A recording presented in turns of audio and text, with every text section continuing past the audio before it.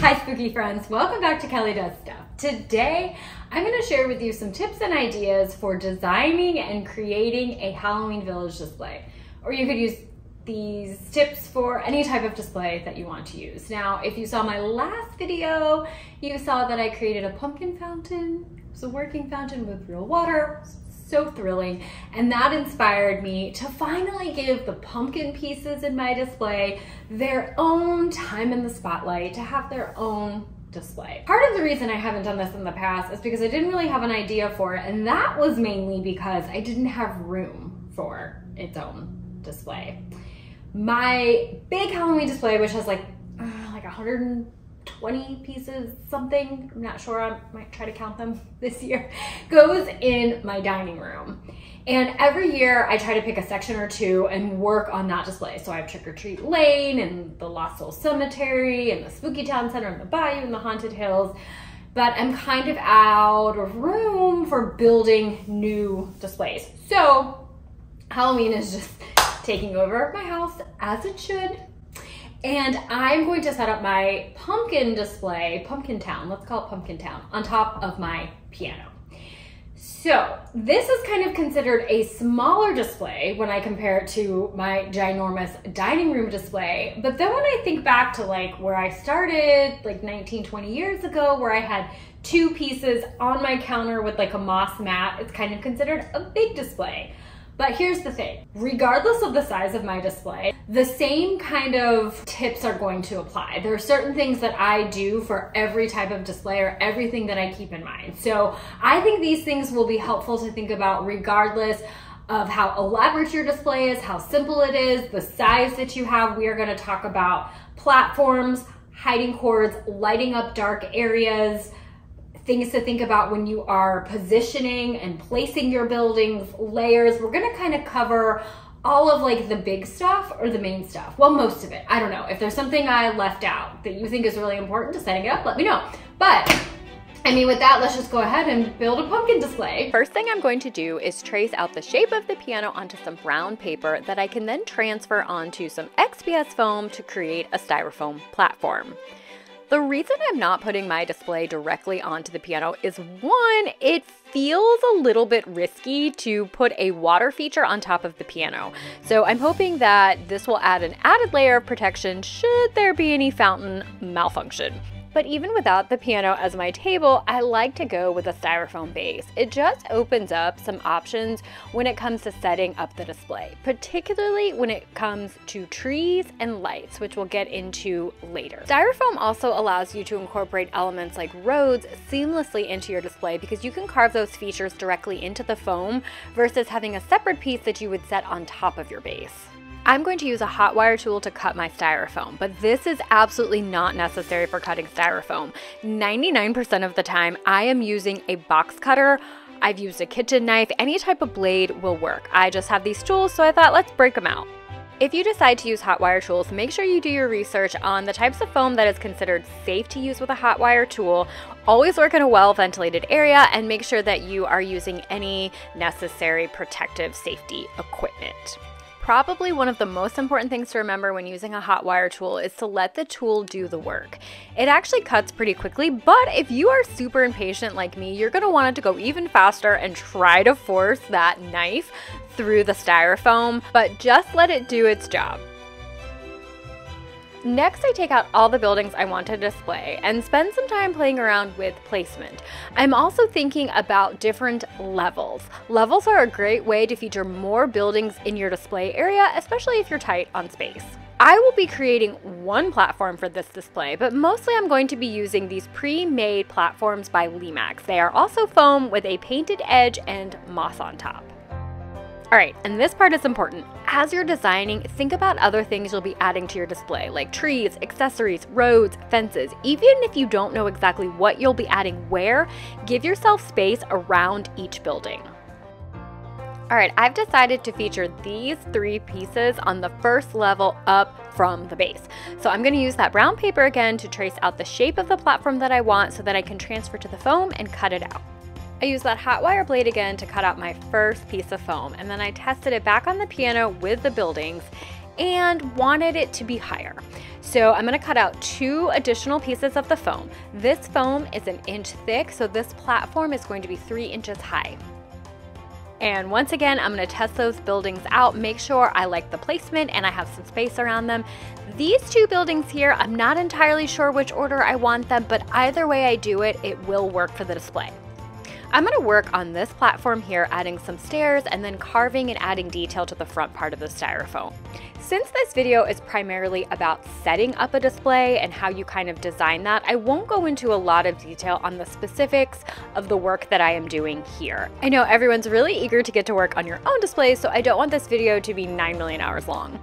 Stairs are another reason I love using styrofoam for my platforms, because you can carve this detail directly into your platforms and it helps give it a cohesive look and just add some really realistic detail to your display. I do have a video that goes into detail on how to carve stairs and steps, and then another video showing you how to paint realistic detail on those steps. So if you want a little bit more information or explanation on that, check those videos out. I do want to mention that I am going to be sanding my steps to help smooth them out. Because I am using a blade, I'm not getting a super clean cut, and there's kind of some rips in the styrofoam and stuff that just looks more like debris than interesting detail.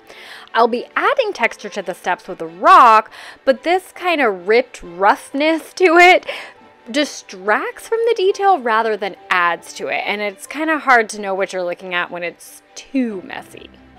I'm going to hot glue each of these pieces together. Hot glue really is not the best adhesive for long-term results, but it's great for impatient people. I'm going to stick with the blade to carve the front of my styrofoam, and you can see here that I've kind of got a natural ledge going with the way that I stacked this foam and the way that it was cut. So I'm going to work with that, kind of give a little bit more space on that ledge by creating maybe like a little cave. And I like doing stuff like this because it allows you to tuck little figurines or accessories. In this case, I could put a couple pumpkins in there, depending on what your display is. It could be a skeleton, it could be some creepy crawly creatures. Just have a lot of fun when you're carving. Hot wire tools are great for doing this type of work, and there are some tools that are specifically meant for this type of carving. I typically stick with the blade because when I use those tools, that styrofoam will melt pretty quickly, and I'll end up taking away more foam than I really want to.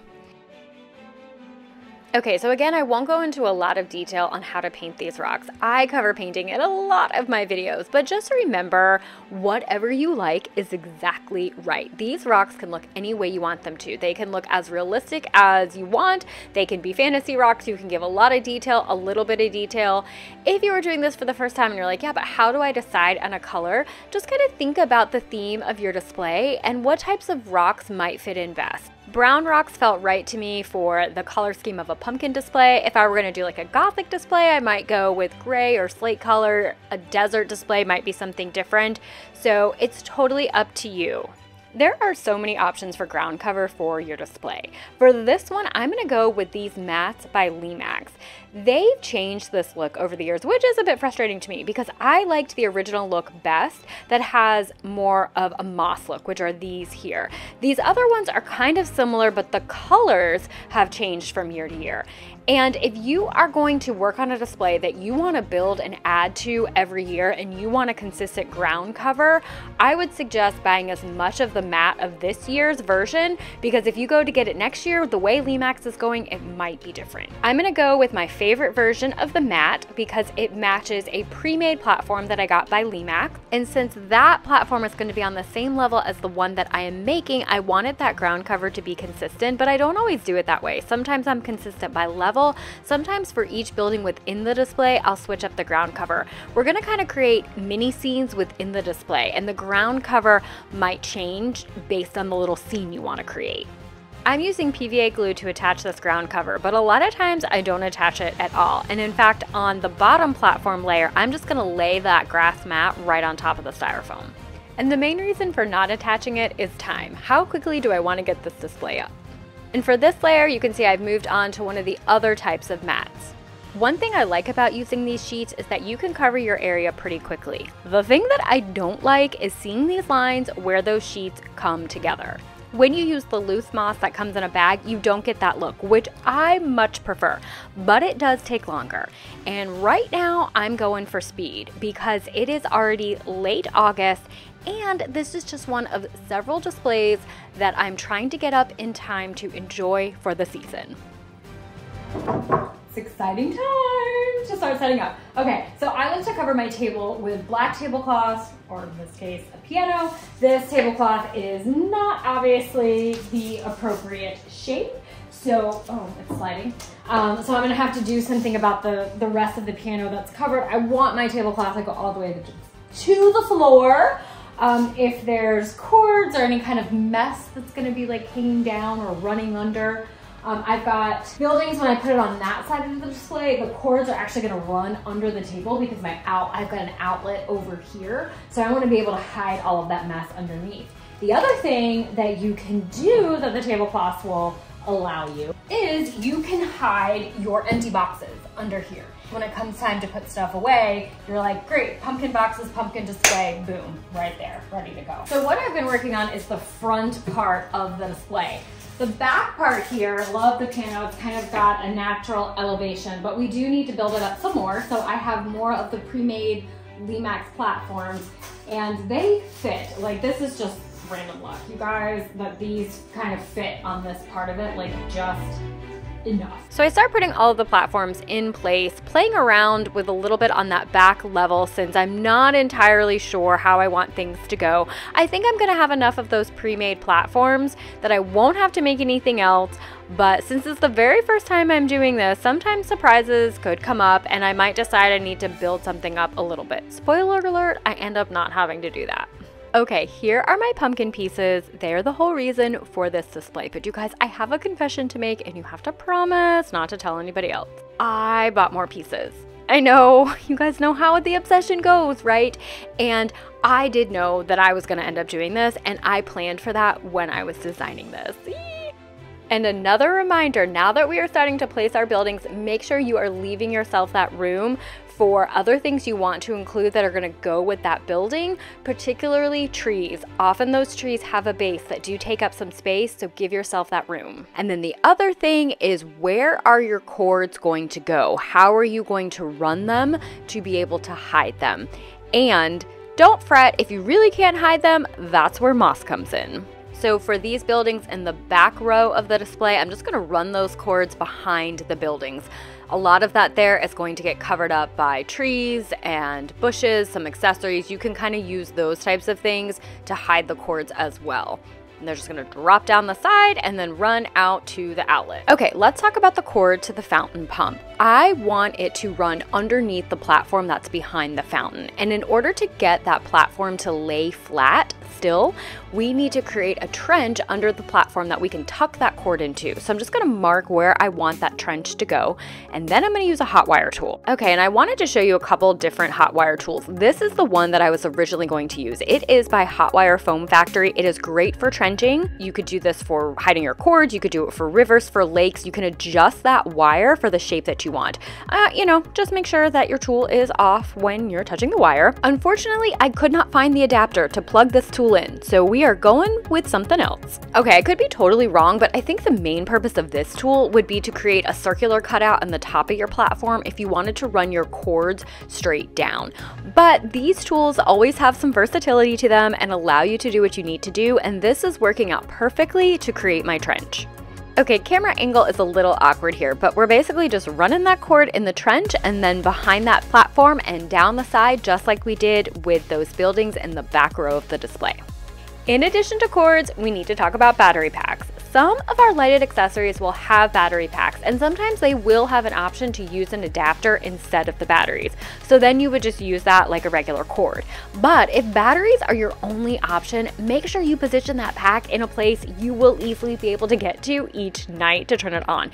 And I know that sounds super obvious, but sometimes when we get into setting up, we forget what we need to be able to get to later on, and we might put that in a hard to reach place. Let's look at another way to hide a cord. This is the cord to that motel building in the front. And this one I am just gonna tuck under the platform here. And then I'm gonna pull it out the back of the platform and then run it down the display. Before we add anything else to the display, I like to plug everything in and do a light test. And in fact, it's a good idea to test each one of these buildings before you set them up. So if there's any lighting issues, you can deal with that before the buildings are in place. All right, I wanted to show you the items that I'm going to be including in this display. First of all, trees. I like a lot of trees in my display. Limax and Department 56 make some great fall trees and spooky trees, but because I like so many, I make some using floral picks. It's a cheaper option to get a lot of trees. And this is a great reason, again, to use that styrofoam base, because you can take some picks and just stick them directly into that styrofoam if you don't feel like making them. Or you could do both. Floral picks are also great for adding shrubs and bushes to your display. You can just pull off the flower part and add them in.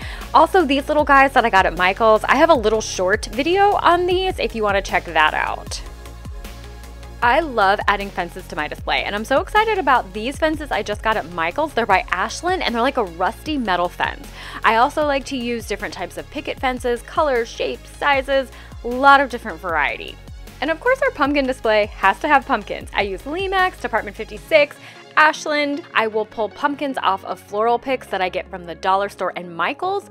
And if you want to see how I can get even more pumpkins for not a whole lot of money, check out a short I did on adding pumpkins to your pumpkin patch. For accessories, I will add Limax, Department 56, Ashland, really anything that I like will go into a display. I have no problem mixing all of these together. I really like it. I know some people like to stick to one brand for a display or a vignette, so just do whatever your personal preference is. I have light up corn stalks and some light up pumpkin stacks. And of course, for this display, we have got to have some hay bales. I've gotten these at Michael's and the dollar store. Speaking of that, found these pumpkin guys at the dollar store. Now, for some people, they might not be into this because they might say the proportions don't work out. I love all this type of stuff. So I have no problem adding something like this. And of course, we gotta have batteries. At the start of the season, I stock up on AAA, AA, and C batteries. All right, so once we've got all of our accessories out, now the fun really begins. One thing I'm not super great about remembering to do is put my lighted accessories in place first before I get going on everything else, because I want to hide those cords under my platforms. A lot of times I get everything else in place and then I go put something down that has a cord, and then I have to pull everything off in order to hide those cords. Other accessories can also be a great way to hide any little bits of cord that are exposed, like I'm doing right here. Most of that cord I will be able to run under the platform and then again down the display.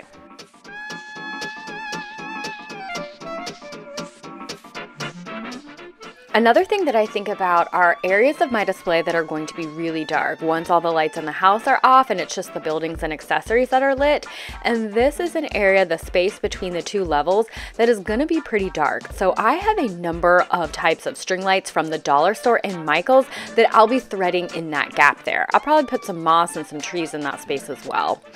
Another area that's going to be pretty dark is this area around the fountain. The fountain itself will be lit, but we don't have any buildings right around this fountain. So this kind of base space is going to be pretty dark. So I'm going to think about some other types of lights that I can add to this area so we don't have this like big black hole in the middle of our display. The first thing I'm going to do is just run a simple strand of fairy lights along that back platform there.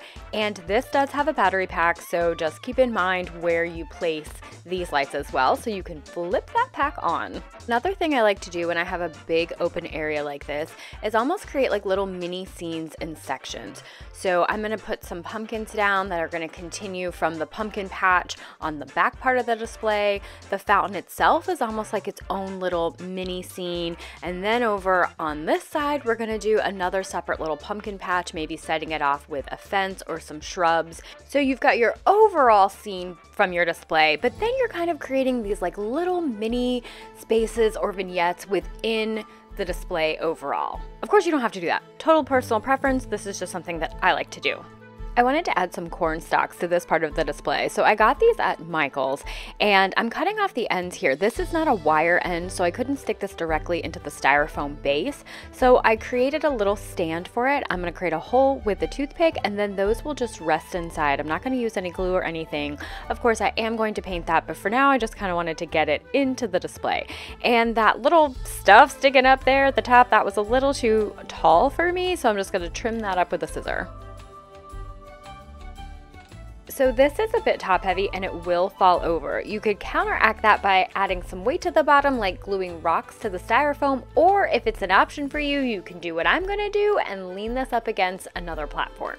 So even though I have these individual sections within my display, rarely do I start and finish one beginning to end without any interruptions. I'm constantly bouncing around to the different parts of my display, assessing the accessories, the trees, in this case lots of pumpkins, looking at things that I have and what might spark some ideas. Like this styrofoam candy corn that I remembered that I have. And one of those buildings is like a sugared pumpkin factory, and so I thought these could create like a cute fence around the building. So I started out by putting some toothpicks in to the candy corn. It was actually a better idea to go ahead and stick those toothpicks directly into your styrofoam platform and then place your candy corn on top of each of those toothpicks. Otherwise, if you go toothpick into candy corn and then into the display, the toothpick just went all the way through the candy corn. Alright, time to add some shrubs and some trees. Trees are usually the last thing I add because they have a tendency to fall over when you're putting other things in place, so it's often best to do those last.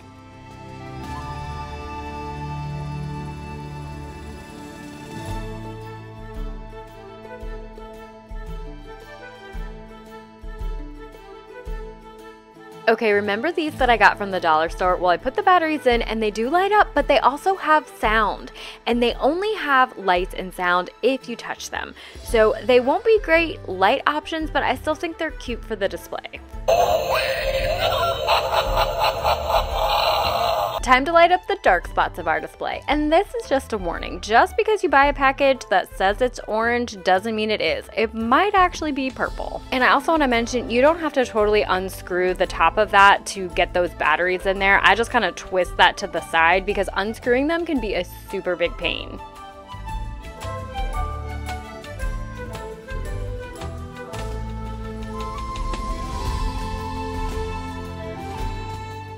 I also got these lights at the dollar store and I'm gonna put them on the front of the display on the bottom level where the fountain is, and I'm gonna secure them in place with some floral pins. If you don't have floral pins, you can use some paper clips. You're just gonna snip them in half. And this is another reason that I love using styrofoam for my platforms, because I will be able to just stick those right into the styrofoam to secure those lights in place. Okay, remember when I talked about creating mini scenes within your overall display? I was really struggling with the fountain. It felt like it needed to be set off a little bit more, not just kind of plunked in the middle of the display. So I wanted to create some brick walls that will kind of go around the fountain, as if you're almost entering the area where the fountain is.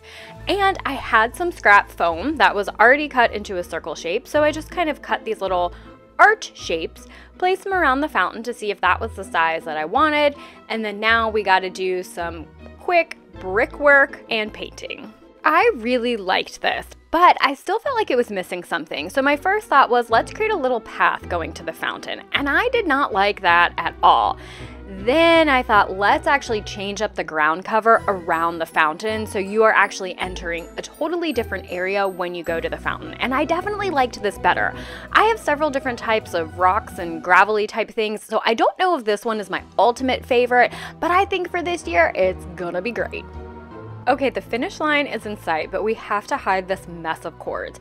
I do have more black tablecloths, but I am saving those for my big display that goes in the dining room, and instead I'm going to use these blankets that I got in the $5 section of the dollar store. I'm gonna safety pin them to that black tablecloth. I want to hide those safety pins. So first I'm going through the black tablecloth, through the blanket from behind, safety pin back through the blanket, and then secure the safety pin behind the blanket. How many times can I say blanket?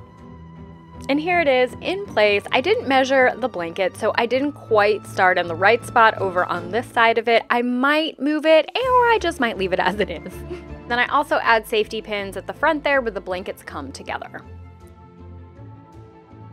lastly, it's time to add some moss to cover up any cords on the display or any of those battery packs. And typically I would fill that gap between the two levels with moss to cover up that black ledge, but I ran out of this type of moss, so we are just gonna leave it like this for now.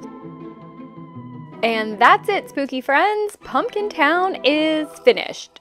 Oh no, wait, I'm just now noticing I forgot to paint that little styrofoam for the corn stalks. Okay, still have to do that, but I'm gonna go ahead and show you what the display looks like. I'll spend a little bit more time on this part that I normally do in the videos just so you can see some of the things that I put in each of the areas of the display. And then, like I always do for my displays, I will do an entirely separate reveal video that is no talking, no explanation. It is just the scene with the lights on and at dark and all that spooky magic.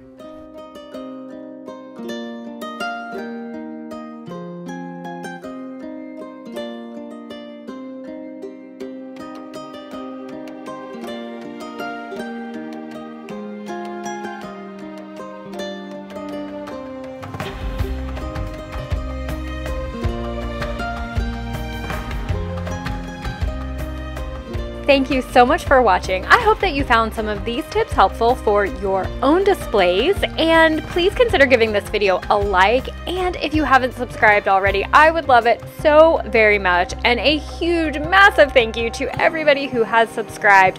I really love connecting with everybody and sharing all types of tips and spooky ideas. Come back very soon for that full reveal with all of the building lights on, and it's dark outside, and it's just gonna be so magical. I look forward to seeing you guys next time, and happy creating!